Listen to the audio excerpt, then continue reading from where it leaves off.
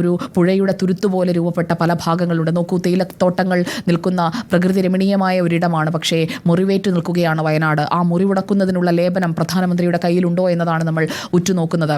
വയനാടൻ മലഞ്ചെരുവുകളിലൂടെ തേയിലക്കാടുകൾ അതിരിടുന്ന വയനാടൻ മലഞ്ചെരുവുകളിലൂടെ മേപ്പാടി ടൗൺ പിന്നിട്ട് ചൂരൽമലയിലേക്കുള്ള യാത്രയാണ്. ഒരു യാത്രാവേളയിൽ നമ്മൾ ഏറെ സന്തോഷിക്കുന്ന ഒരിടമാണ്.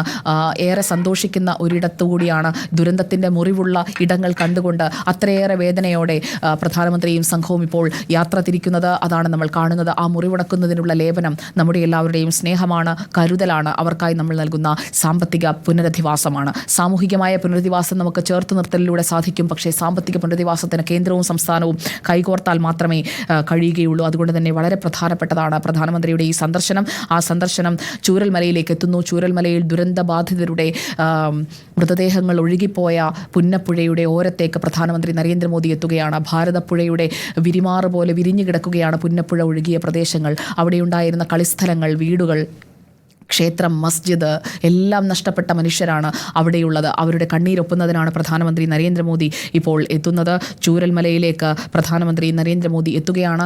മേപ്പാടിയുടെ മലഞ്ചെരുവുകൾ പിന്നിട്ടുകൊണ്ട് തേയിലത്തോട്ടങ്ങൾക്കപ്പുറം ഇതേപോലെയുള്ള തേയിലത്തോട്ടങ്ങൾ ഉണ്ടായിരുന്ന ഹാരിസൺസിൻ്റെ പിൻഭാഗമടക്കം എടുത്തുകൊണ്ടാണ്, അവിടെ ഉണ്ടായിരുന്ന FOയുടെ ക്വാർട്ടേഴ്സ് അടക്കം എടുത്തുകൊണ്ടാണ് ഉരുള് പൊട്ടിപ്പോയത്. മണ്ണിനടിയിൽ കുഴിച്ചുമൂടിയ മനുഷ്യരുണ്ട്. ഈ തേയിലത്തോട്ടങ്ങളിലൊക്കെ ജോലി ചെയ്യാൻ വന്നിട്ടുള്ള മനുഷ്യരാകാം. ഈ വഴികളിലൂടെയൊക്കെ പ്രധാനമന്ത്രി കടന്നു പോകുന്ന വഴികളിലൂടെ ഈ ടൗണിലൊക്കെ വന്ന് സാധനങ്ങൾ വാങ്ങി മടങ്ങിയ മനുഷ്യരാകാം. മണ്ണിനടിയിലേക്ക് ഒരു രാത്രി ഇരുണ്ട് വെളുക്കുമ്പോഴേക്കും ഇല്ലാതായി പോയത്. അതുകൊണ്ട് തന്നെ അവരുടെ അവശേഷിക്കുന്ന മനുഷ്യർക്ക് ഇനി നൽകേണ്ടത് എന്താണ്?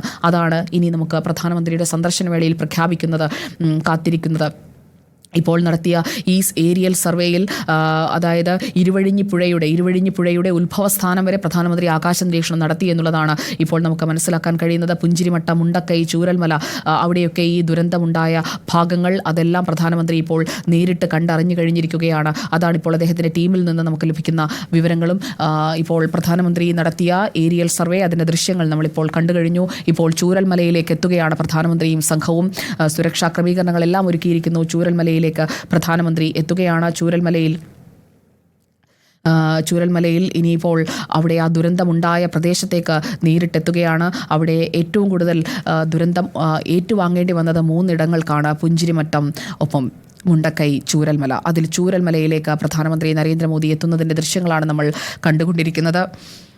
ഒരുപാട് ആംബുലൻസുകൾ ചീറിപ്പാഞ്ഞ വഴിയാണത്. ഒരുപാട് മനുഷ്യരെ രക്ഷിക്കുന്നതിനായി തീവ്രശ്രമം നടത്തിയ വഴിയാണത്. സൈന്യം വന്ന വഴിയാണ്. രക്ഷാപ്രവർത്തകർ ഓടി നടന്ന വഴിയാണ്. ഇക്കഴിഞ്ഞ 10 ദിവസങ്ങളിൽ സമാനതകളില്ലാത്ത രക്ഷാദൗത്യത്തിലൂടെയാണ് നമ്മൾ കടന്നുപോയത്. ഇന്നിപ്പോൾ പ്രധാനമന്ത്രി നരേന്ദ്രമോദി ദുരന്തത്തിൻ്റെ മുറിവ് പേറുന്ന ചൂരൽമലയിലേക്ക്, അവിടെയുള്ള മണ്ണും മനുഷ്യരെയും കാണുന്നതിനായി എത്തുകയാണ്. ആ ദുരന്തത്തിൻ്റെ വ്യാപ്തി എത്രയാണ് എന്നുള്ളത് ദൃശ്യങ്ങളിലൂടെ അദ്ദേഹത്തിന് മുന്നിലേക്ക് എത്തിക്കഴിഞ്ഞതാണ്. ഇപ്പോൾ ആ ദൃശ്യങ്ങൾ നമ്മൾ കണ്ട ഇടത്തേക്ക് നേരിട്ട് ആ പ്രദേശത്തേക്ക് നരേന്ദ്രമോദിയും സംഘവും എത്തുകയാണ്. അതിൻ്റെ ദൃശ്യങ്ങളാണ് നമ്മളിപ്പോൾ പ്രേക്ഷകരിലേക്ക് എത്തിച്ചുകൊണ്ടിരിക്കുന്നത്.